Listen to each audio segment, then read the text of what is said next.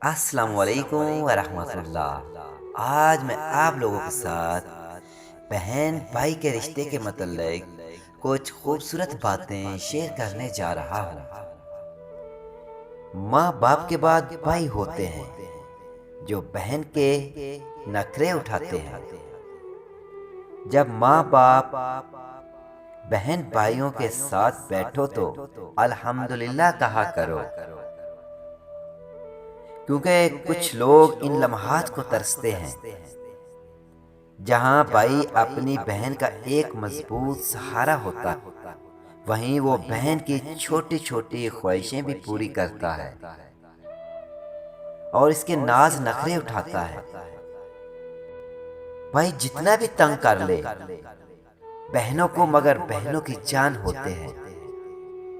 दुनिया का सबसे खूबसूरत रिश्ता बहन भाई का है।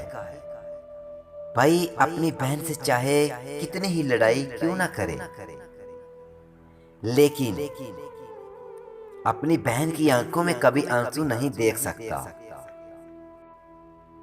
खुश नसीब है वो बहन जिसके पास ख्याल रखने वाला भाई है।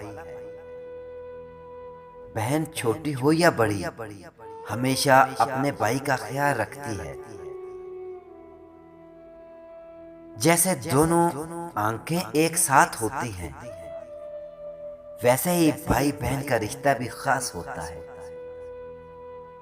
अगर आपको वीडियो अच्छी लगी हो तो शेयर बेशक न कीजिएगा, अमल जरूर कीजिएगा। अल्लाह हाफिज।